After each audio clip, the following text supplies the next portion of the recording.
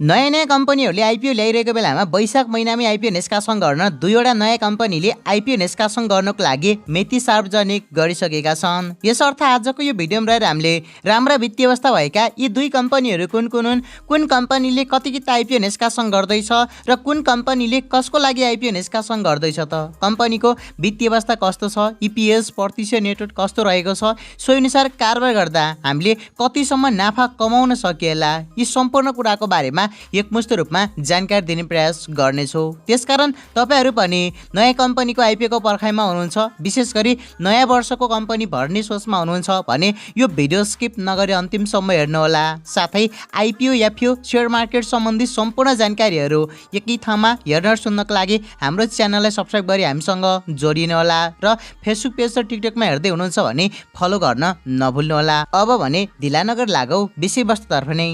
IPO निष्कासन गर्नको लागि मिति सार्वजनिक गरेको पहिलो कम्पनी रहेको छ एभरेस्ट कलर लिमिटेड। यो कम्पनीले केही दिन अगाडि मात्र आइपिओ निष्कासन गर्नको लागि अनुमति पाएको थियो भने पहिलो चरणको आइपिओ निष्कासन गर्न मिति सार्वजनिक पनि गरिसकेको छ। यस कम्पनीले पहिलो चरणमा वैदेशिक रोजगारमा रहेका नेपाली नागरिकहरूलाई आइपिओ निष्कासन गर्नको लागि भर्खरै मात्र मिति सार्वजनिक गरेको हो। कम्पनीले वैदेशिक रोजगारमा रहेका नेपाली नागरिकहरूमा कुल निष्कासन गर्ने सेयर संख्या 7,90,000 किता सेयरको 10%ले हुन आउने करिब 79 लाख रुपियाँ बराबरको 79,000 किता आइपिओ निष्कासन गर्दैछ, जसमा 7,900 जना वैदेशिक तर्फका लगानीकर्ताहरूले 10 किता सेयर पाउनुहुनेछ। अहिलेको समयमा वैदेशिक तर्फ पनि 80,000 भन्दा बढी एक्टिभ लगानीकर्ताहरूले आइपिओ भर्दै आएको बेलामा यो कम्पनीले निष्कासन गरेको सेयर संख्या भने एकदमै कम नै रहेको छ। कम्पनीले वैदेशिक तर्फका नेपाली नागरिकहरूमा आइपिओ निष्कासन गरी बाँडफाट गरे लगत्तै बाँकी रहेको सेयरमा करिब 5%ले हुन आउने 39,50,000 रुपियाँ बराबरको 100 रुपियाँ अङ्कित मूल्यका दरले 39,500 किता सेयर म्युचुअल फन्ड अर्थात् सामूहिक लगानी कोषको लागि छुट्याएको छ भने 2%ले हुन आउने करिब 15,80,000 रुपियाँ बराबरको 100 रुपियाँ अङ्कित मूल्यका दरले 15,800 किता सेयर कम्पनीका कर्मचारीहरूको लागि छुट्याएको छ। यसरी कम्पनीले सामूहिक लगानी कोषमा निष्कासन गर्ने 39,500 किता सेयर 6 महिना पछाडि मात्र बिक्री गर्न मिल्नेछ। यसले गर्दा मार्केटमा सप्लाई केही कम हुनेछ भने कर्मचारीहरूमा निष्कासन गर्ने 15,800 किता सेयर आइपिओ बाँडफाट भएको मितिले 3 वर्ष पछाडि मात्र बिक्री गर्न मिल्छ, अर्थात् 3 वर्षको लक इन पिरियड हुने गर्दछ। यसले गर्दा सप्लाई अलि कम नै हुनेछ। यसरी राम्रो वित्तीय अवस्था भएको र राम्रो सेक्टरको एभरेस्ट कलरले निष्कासन गरेको आइपिओ सर्वसाधारणतर्फ र वैदेशिकतर्फ निष्कासन गरेको सेयर मात्र पहिलो चरणमा कारोबारमा आउने हुँदा सेयर पाउने लगानीकर्ताहरूले नाफा कमाउने राम्रै सम्भावना रहनेछ। यसरी कम्पनीले पहिलो चरणमा वैदेशिक रोजगारमा रहेका नेपाली नागरिकहरूमा वैशाख 16 गतेदेखि 22 गतेसम्म आवेदन दिन सक्ने व्यवस्था गर्दै आइपिओ निष्कासन गर्दैछ।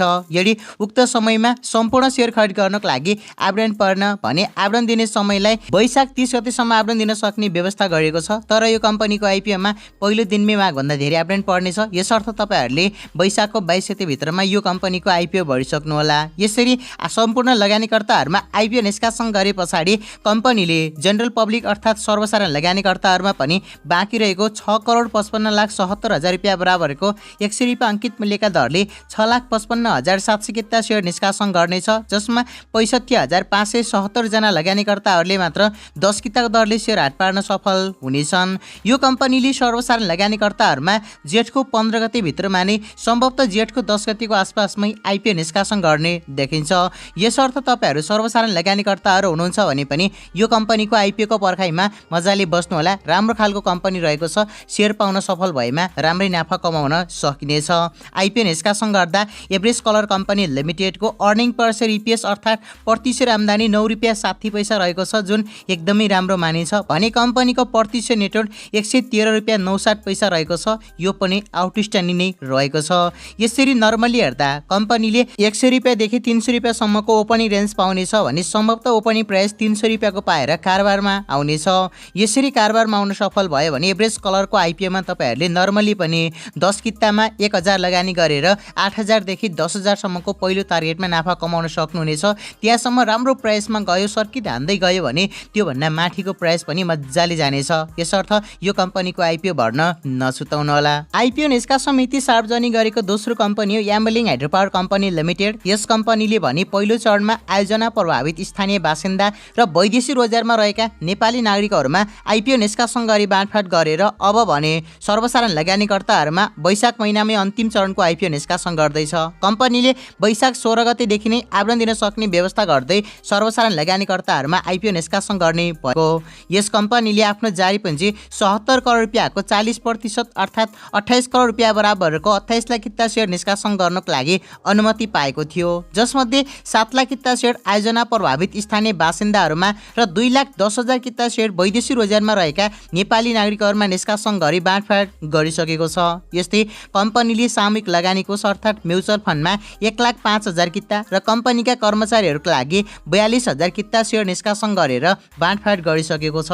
यसरी कम्पनीले पहिलो चरणमा निष्कासन गरेको सबै सेयर बाँडफाँड गरेको भने अब बाँकी रहेको करिब 17 करोड 43 लाख रुपियाँ बराबरको 100 रुपियाँ अङ्कित मूल्यका दरले 17,43,000 किता सेयर दोस्रो चरणमा सर्वसाधारण लगानीकर्ताहरूमा वैशाख 16 गतेदेखि निष्कासन गर्दैछ, जसमा 1,74,300 जना भाग्यमानी लगानीकर्ताहरूले मात्र 10 किता दरले सेयर हाट पार्न सफल हुनुहुनेछ। यसरी कम्पनीमा 10 किता मात्रै सेयर पाउने सम्भावना भएको हुँदा तपाईहरू सबैजनाले 10 किता मात्रै भर्नुहोला। जति भरे पनि पढ्ने सम्भावना त्यति नै हुन्छ, यसर्थ तपाईहरूले यो कम्पनीको आइपिओमा मात्र 10 किता भर्नुहोला। यद्यपि कम्पनीको आइपिओमा कम्तीमा 10 किता र बढीमा 21,000 कितासम्म आवेदन दिन सक्ने व्यवस्था भने गरिएको छ। तपाईहरूले हामीले भनेअनुसारले 10 किता मात्रै भर्नुहोला। कम्पनीको आइपिओ वैशाख 16 गतेदेखि वैशाख 22 गतेसम्म आवेदन दिन सक्ने व्यवस्था गरिएको छ। यदि उक्त समयमा सम्पूर्ण सेयर खरिद गर्न आवेदन पर्ने भने आवेदन दिने समय वैशाख 30 गतेसम्म लम्ब्याउन सक्ने जनाएको छ, तर कम्पनीको आइपिओ वैशाख 22 गतेभित्रै निष्कासन बन्द हुनेछ। आइपिओ निष्कासन गर्नको लागि गराएको रेटिङमा रेटिङ एजेन्सी के रेटिङ नेपालले कम्पनीलाई केआरएनपी BB- इस्यो रेटिङ प्रदान गरेको छ। यसले कम्पनीको वित्तीय दायित्व वहन गर्ने क्षमतामा मध्यम जोखिम रहेको सङ्केत गर्दछ, अर्थात् यो कम्पनीमा हामीले सेयर पायो भने सत्तमै सेल गरेर प्रफिट बुक गर्नुपर्छ भन्ने कम्पनीको वित्तीय अवस्था रहेको छ। यस कम्पनीले सञ्चालन गरेको 7.27 मेगावाटको याम्लिङ खोला जलविद्युत आयोजनाको कुल अनुमानित लागत 1,87 करोड 11,56,315 रुपियाँ रहेको छ भने प्रति मेगावाट लागत 25 करोड 73,80,511 रुपियाँ रहेको छ। यसरी प्रति मेगावाट लागत हेर्ने हो भने चाहिँ थोरै हाई रहेको छ, किनभने हाइड्रो पावर कम्पनीहरूमा 20 करोडको आसपासमा प्रति मेगावाट लागत भएको राम्रो मानिन्छ। यो कम्पनीको प्रोजेक्टको आकार सानो भएर पनि केही हाई कस्ट भएको देखिन्छ, यसर्थ हामीले सत्तमै सेल गरेर प्रफिट बुक गर्नुपर्ने कम्पनी रहेको छ। आइपिओ निष्कासन गर्ने समयमा कम्पनीको अर्निङ पर सेयर इपिएस अर्थात् प्रति सेयर आम्दानी 1 रुपियाँ 82 पैसा रहेको छ भने कम्पनीको प्रति सेयर नेटवर्थ 101 रुपियाँ 82 पैसा रहेको छ। यसरी वित्तीय अवस्था ठिकठाक नै रहेको छ। कम्पनीले अब 100 रुपियाँदेखि 300 रुपियाँसम्मको ओपनिङ रेन्ज पाउनेछ र कारोबार गर्दा ओपनिङ प्राइस पनि यसैको बिचबाटै पाएर कारोबारमा आउनेछ। सम्भवतः 300 रुपियाँको ओपनिङ प्राइस भई कारोबारमा आउनेछ। यसरी कारोबारमा आयो भने याम्लिङ हाइड्रो पावर कम्पनीमा 10 किता सेयर हाट पार्ने लगानीकर्ताहरूले 8,000 देखि 10,000 सम्मको नाफा अहिलेको मार्केट सिनेरियो अनुसार कमाउने सम्भावना रहनेछ। यसर्थ तपाईहरू सर्वसाधारण लगानीकर्ताहरू हुनुहुन्छ भने यो कम्पनीको आइपिओ अवश्य पनि भर्नुहोला। यसरी यी दुई कम्पनीले एकै दिन आइपिओ निष्कासन गर्न मिति सार्वजनिक गरेका छन्। यो सँगै आजको भिडियो यति नै। अब भेटुने अर्को नयाँ भिडियोमा।